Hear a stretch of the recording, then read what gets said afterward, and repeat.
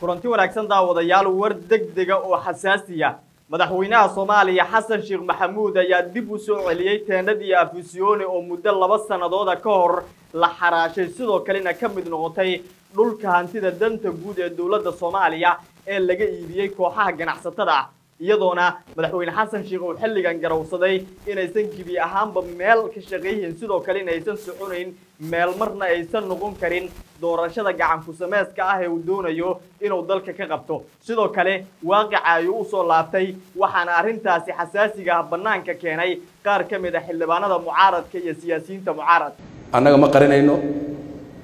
been kama sheegayno runta sheegaynaa way noo cadahay waan ku shaqeynaynaa teendha dambe Soomaali la iskuma dooranayo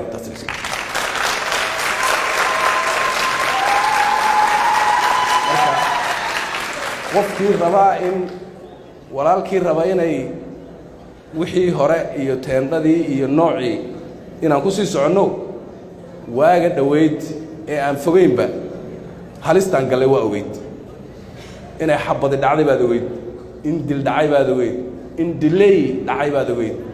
in qarankani halis galay baad ogeyd mas'uuliyadda Ilaahay uu na saaray inta aan joogno waxa Ilaahay nagu la xisaabtamaya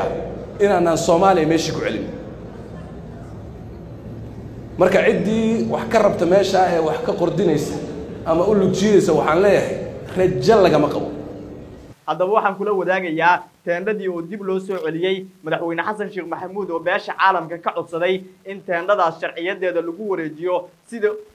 sida uu doono inuu doorashada ka yeesho ayuu doonayaa beesha caalamka ayuu ka codsaday in teendadaas furaheeda lagu soo wareejiyo maadaama ay beesha caalamku doorashooyinkii la soo dhaafay ammaanka guud ee teendada ay haysatay sidoo kalena ay si guud u maamuleysay xilligan waxa uu codsanayaa in lagu wareejiyo Soomaali si uu doorashada sida uu doono ka yeesho maxay kula tahay cadeymo ayaan kula wadaagayaa xildhibaano mucaarad ayaa qoraal ka qoray si lamidana waxay sheegeen in ay bilaabatay doorashadii sanduuqyada iyo sidoo kale doorashadii teendada sidoo kalena lagu wajahan yahay waa doorashadaasi sidii ay ku dhici lahayd waxay ugu baaqeen in mucaaradku ay suumanka dhuuqsadaan madaxweyne Xasan Sheekhna waxay sheegeen inuu soo laabtay waaqica lagama maalmaanka ah ee muddo sanado ah ay ku kari laayeen inuu ku soo laabto soo dhawaada aragtidiina inala wadaaga muuqaalka si share gareeya haddii aad nagu cusub tahay nagu soo biir si aad u hesho wararka iyo macluumaadka aan halkan ku soo gudbino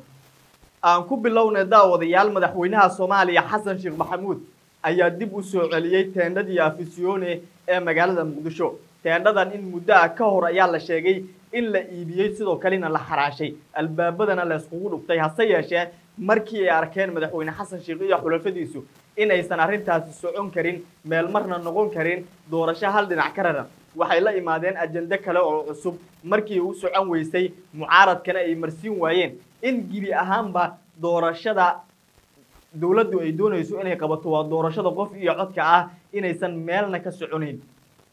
waxay la imaadeen arin kale oo halisa haddaba arintaasi maxay tahay waxay la imaadeen ama ay doonayaan inay la wareegaan ammaanka iyo sidoo kale guud ahaan furaha iyo maamulka teendada Afisyoone oo sida aan wada ogsoonahay ay maamulaan kooxaha ama reer galbeedka waxa laga maamulaa xerada xalane ee magaalada Muqdisho warqad ayaa la sheegay in madaxweyne Xasan Sheekh Maxamuud xalay si qarsoodiya oo ugu diray beesha caalamka sidoo kalena uu ka dalbaday in teendadaasi dib loogu soo celiyo si lamidana gacanta loo soo geliyo ammaankeeda maamulkeeda iyo waxa uu idilna lagu wareejiyo si doorashada halkaas lagu qabanaya iyo musharaxiinta halkaas tagayaan waa loogu guuleysto si lamidana doorashadaasi sidii la doono laga yeelo xildhibaan Gamaadiid oo kamid ah xildhibaanada mucaaradka sidoo kalena saaxiib dhow la ah madaxweynihii hore ee Soomaaliya Sheekh Shariif Sheekh Axmed amaba xogayaha guud ee xisbiga himilo qaran ah ayaa qoraal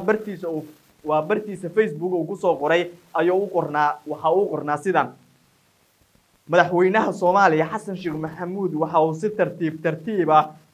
ayuu ugu soo laabanayaa waaqica maanta markuu garowsaday in doorashadii dadbaneed lama huraan ay noqotay wuxuu warqad u qoray UN-ka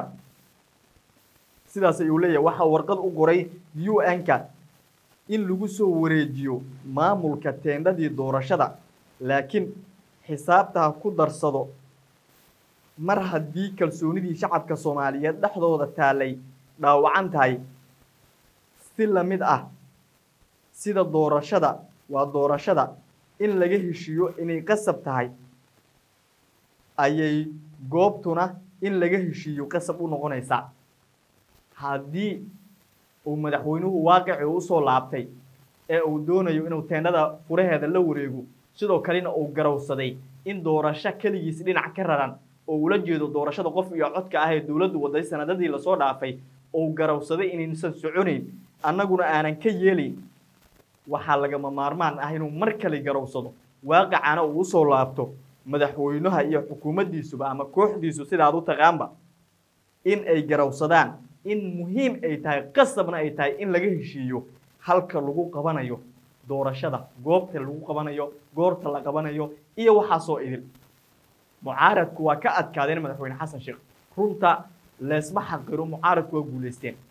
madaxweynaha haddii uu furihii teendhada dalbanayo oo leeyahay teendhada ha lagu soo wareejiyo raggan waa diideen doorashada gacan ku sameeyso aan anigu doonayo sida aan doonayo inaan ka yeesho oo aan dib ugu soo laabanayo waxaan isku dayayaa mar kale arrin kale oo qariska tuurnimo oo ah inaan goobta maamulo sidoo kalena aan jibi ahaanba ay mucaaradku marti iiga ahaadaan goobta lagu qabanayo laakiin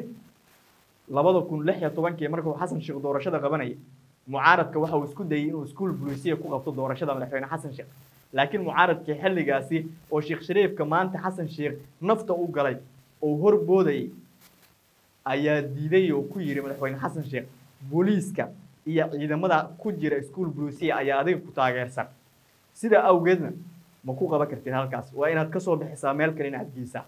sidaas ayaa looga soo bixiyay maantana waxay leeyihiin goobta iyo goorta waa inaan ka heshiinaa doorashadii oo waxaa bilaabanaysa markan iskarkariska xildhibaana kala jiidashada maamul goboleed soo xulashada iyo waxyaabaha soo idin madaxweynihiina markaa waxa uu u muuqdaa in laga adkaaday oo qarka u saaran yahay inuu isu dhiibo siyaasiyiinta mucaaradka beesha caalamka ayaa cadaadis ku haysa mucaaradka ayaa culays ku haya waa dhiban yahay dabcan madaxweynaha aragtidaada qaybta hoose ee commentiga inoogu reeb markana waxaad ila daawataa qaar ka mid ah xildhibaanada aan kugu daray xildhibaanada weliba lagu tirinayay in madaxweyne xasan sheekh maxamuud saaxiib leeyihiin ninkan lagu magacaabo xildhibaan Ilyas ayaa ka mid wuxuu ku fadhiyaa ama kursiga xildhibaanka ku yahay kursigii agaasime Mahad Salaad ama agaasime hay'adda wasugudda sirdoonka qaranka ee Mahad Salaad waxa uu leeyahay waxa bilaabatay doorashadii sanduuqa iyo teendhada suumanka hala dhuuqsado sidaas ay uu leeyahay xildhibaan Ilyas haddaba maxay kula tahay aragtidaada waa inoo muhiim qaybta hoose commentiga ayaan ka codsanayaa inaad nagu loo wadaagto muuqaalkana si share garay haddii aad nagu cusub tahay nagu soo biiri markana ila daawo annaga ma qarinayno been kama sheegayno runtaan sheegaynaa way noo caddahay waan ku shaqaynaynaa teendha dambe Soomaali la iskuma dooranayo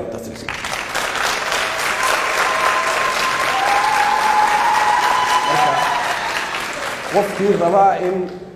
walaalkii raba inay wixii hore iyo teendhadii iyo noocii inaan ku sii soconno waaga dhaweyd ee aan fogeynba halistaan galay waa ogeyd inay xabadi dhacday baad ogeyd in dil dhacay baad ogeyd in delay dhacay baad ogeyd in qarankani halis galay baad ogeyd mas'uuliyadda ilaahay uu na saaray inta aan joogno waxa ilaahay nagula xisaabtamayaa inaanaan Soomaaliya meeshii ku celin marka ciddii wax ka rabta meesha ee wax ka qordinaysa ama u lugjiidaysa waxaan leeyahay rajo lagama qabo